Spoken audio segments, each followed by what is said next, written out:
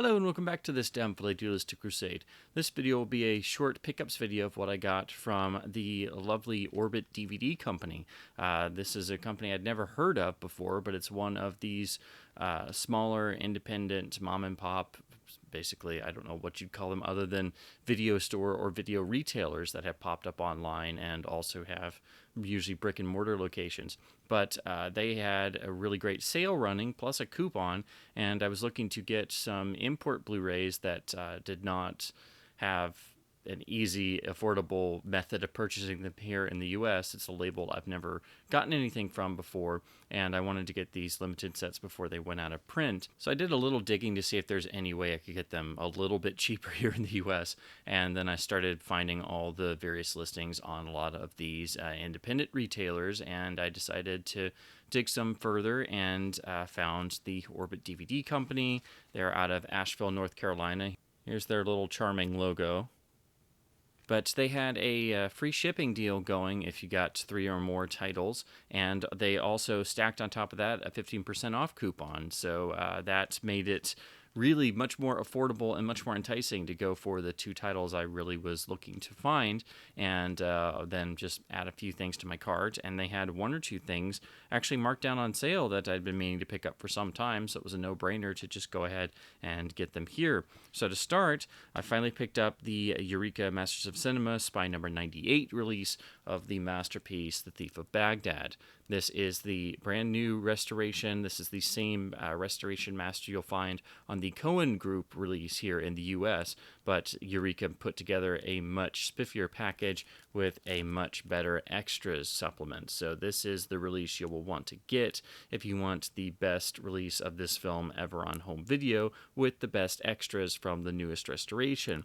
But again, the Cohen has the same picture master and restoration, so the Eureka just has the fancier package and beautiful artwork, booklet, and the much better extras package. So you will have to, of course, be region free or have the capability to play region B discs, but this is just one of the Eureka discs I've been meaning to get for far too long, and surprisingly, Orbit had it on sale, so I just added this to my cart to finally chip off at a Eureka title I've been meaning to get for years now, and again, to get that free shipping offer.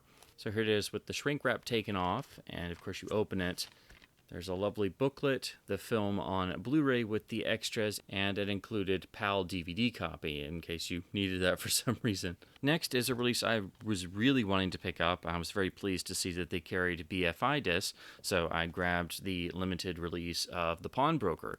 This is the incredibly powerful Sidney Lumet film with the really standout Rod Steiger performance, one of the films to really first start to try and address problems stemming after the Holocaust and Holocaust survivors. It's an intensive drama if you've never seen it before, and until this point it had never gotten a real deluxe special edition, so the BFI release finally rectifies that. This got an olive Blu-ray a number of years ago, but it was pretty bare bones, and then it had a bare bones DVD and the Laserdisc as well.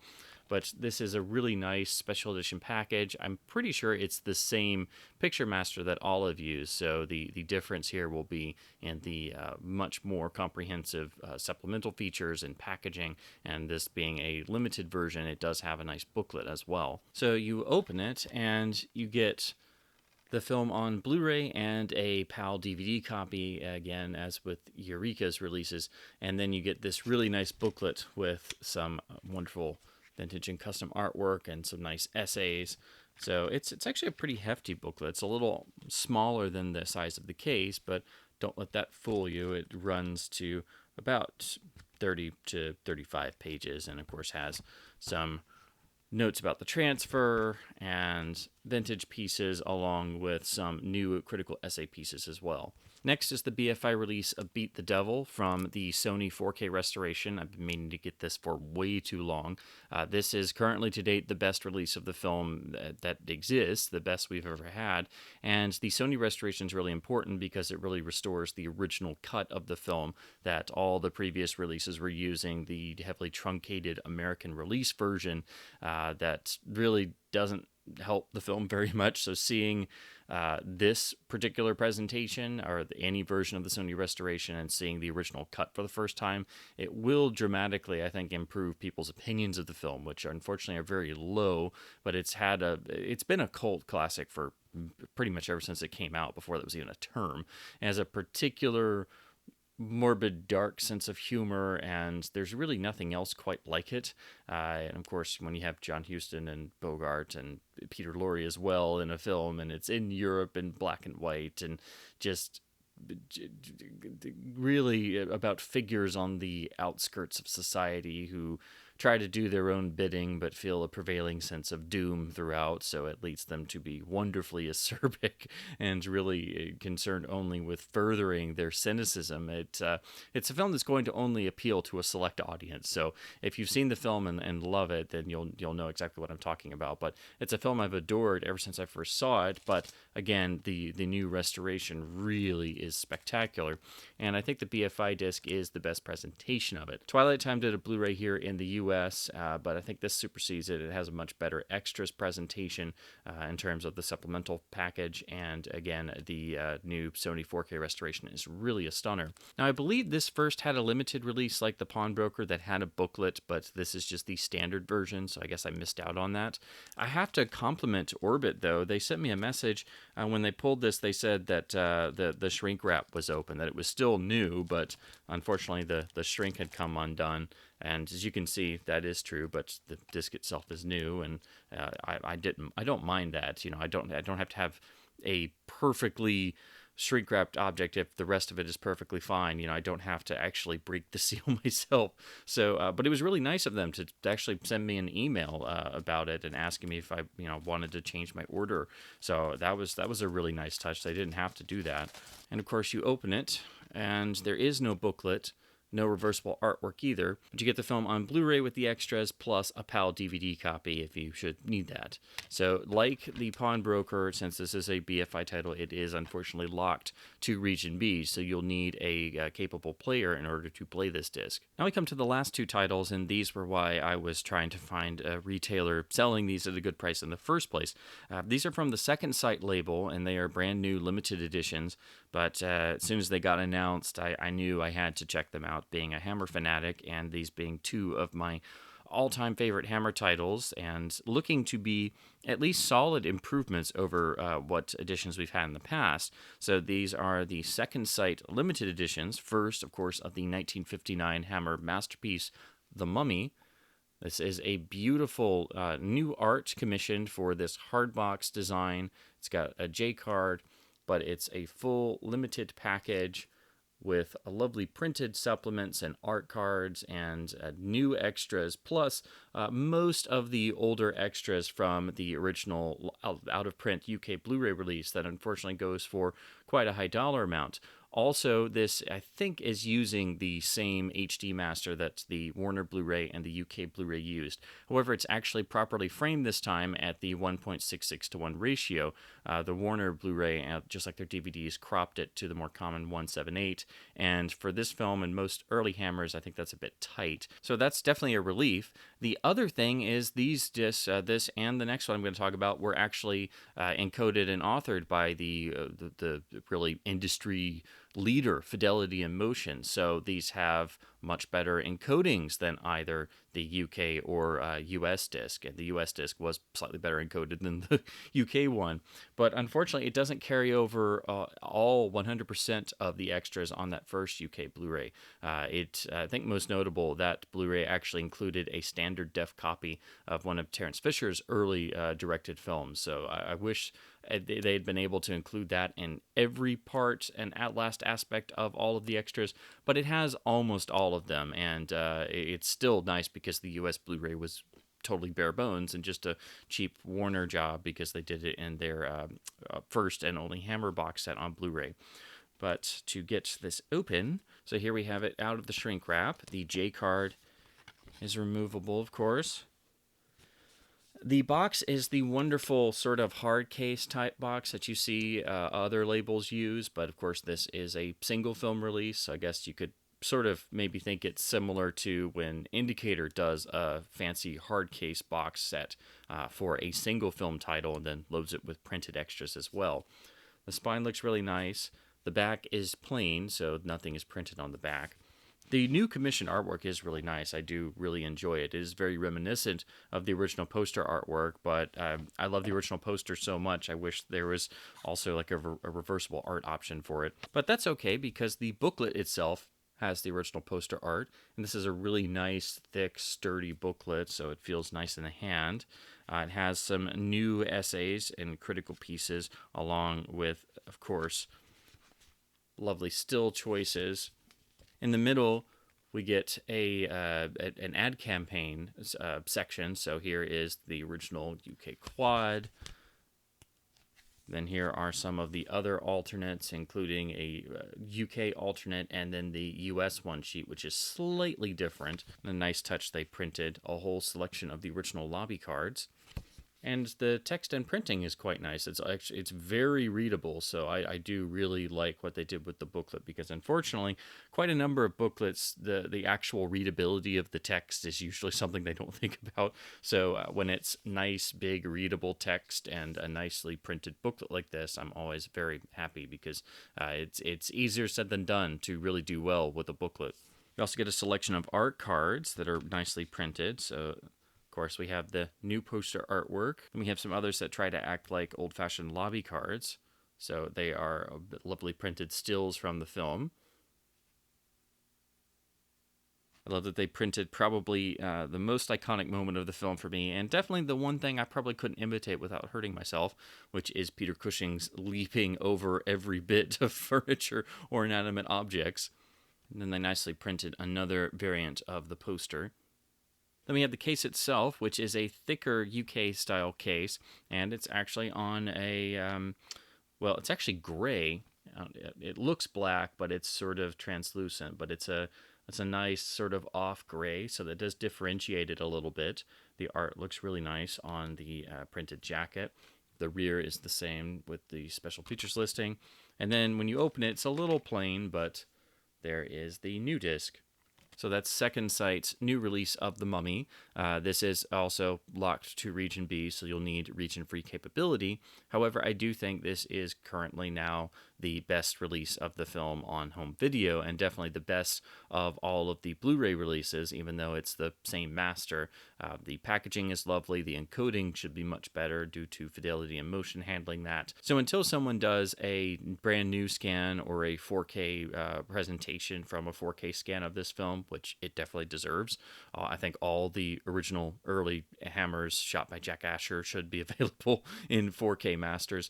But until that happens, I think this is the best you can do. I just wish it had every last extra from the original British Blu-ray release, but it has most of them, thankfully. The other interesting note is that this includes an open-matted version of the film. It includes an Academy ratio presentation.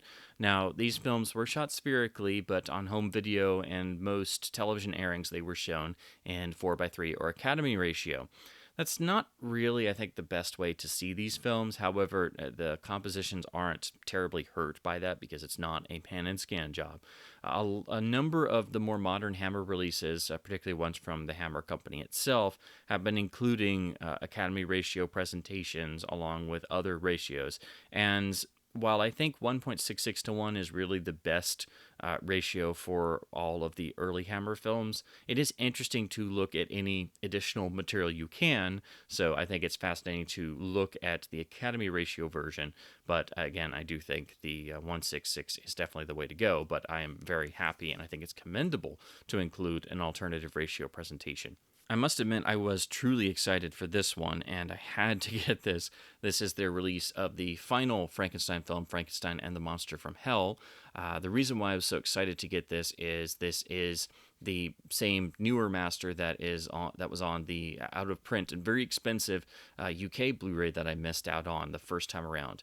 This is the original uncut version of the film. All we've had in the US for years are various cut versions and very dated Paramount masters. The Shout Factory Blu-ray unfortunately reused the dated Paramount master, and it looks basically just like a an upscale of the old DVD or a bump to 1080p, and it is the cut version, which was really disappointing.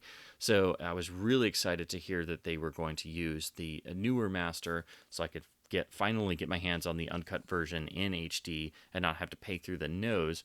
This has a lovely extras package, bringing over all the stuff from the UK releases, plus commentaries, and then the new essays and materials for this release. However, it doesn't include all of the US extras, so unfortunately, you'll have to have the Paramount DVD for its commentary or the Shout Factory Blu-ray, and that Blu-ray actually has an exclusive commentary, so I guess being the commentary and Hammer nerd that I am, I have to buy the Blu-ray of the crappy cut master just to get the exclusive commentary there. But this again has all of the UK extras that I haven't got to see before. It's the same type of release. The J card slips off. You have the nice hard case packaging with the new custom artwork, lovely spine. The rear is plain. Now, just like The Mummy, this includes multiple ratios, and rather strangely, I don't know why Hammer does this for the later films. This film was 1974, so obviously it was not intended to be seen in Academy ratio, but most early video and broadcast versions would be shown that way because it was spherically shot. So this includes a presentation in 1.66 to 1 and a Academy ratio presentation. So again, it's commendable that they did this, and it allows us fans to see more of the settings and backdrops that we wouldn't see masked off to the correct ratio, but it's not the way you want to see this film. So that's really just a nice commendable option for the curious, but I wouldn't recommend seeing this that way. Again, for us original art fanatics, they nicely include the original poster as the cover of the booklet. We have the same lovely printing with stills and very readable text, brand new essays from various critics, and then a poster and lobby card section in the middle. Here are the art cards. Here's the newly commissioned art. And again, using stills to look like old-fashioned lobby cards, which I do rather appreciate. And there's the Second Sight logo in the corner, so it kind of makes it, again, look like a lobby card. I like that they used a still where the Baron has a lovely expression on his face, and you see some nice blood, because, of course, this, again, is the uncut version, finally. And then we have the original UK quad poster printed. Then we have the case, which, again, is this nice sort of translucent gray. The new art looks really nice. We have the same as the J card on the back. Then the disc itself, and that's the Second Sight release of Frankenstein and the Monster from Hell. So I do think this is now the best edition anywhere in the world, and it does finally get the uncut new HD master back out in print, and it's far cheaper than what the original UK Blu-ray was going for. The only unfortunate thing is it doesn't have all of the US extras, but that was probably due to licensing, I would guess. So it's really lovely to finally have one of Hammer's most underrated classics in this beautiful new edition, finally uncut and available, and topped off with a lovely fidelity and motion encoding. Unfortunately, if you're not able to do region free, this and The Mummy are region B locked, so you will have to have region B capability. So here are the spines. So I would recommend definitely checking out OrbitDVD's website. It's very easy to navigate. Their shipping is really excellent. Their packaging is fantastic, and their customer services as well. So if you're looking for somewhere here in the US to order import Blu-rays from, or you're collecting various foreign labels and specialty labels, it definitely would help to check them out every once in a while. They run some nice site sales, and you can get some really great deals on some fantastic import discs without having to go through actually importing discs yourself. So sometimes it works out better that way to just order from somebody already here in the US as a retailer, as opposed to importing discs yourself. And I was really excited to be able to find somewhere where I could easily get the two new Second Sight Hammer titles and have a nice significant savings over what it would have cost me to order them directly from the UK. So the Orbit is one of these wonderful mom and pop video stores and online retailers that's popped up up in the past few years, and this is just my first time trying any of them really, and so I do highly recommend them if they have anything in stock that you're looking for. I will leave their web address in the description below. I hope this has been at least somewhat fun and informative to hear me babble on once again about classic films and physical media, and as always, thanks ever so much for watching.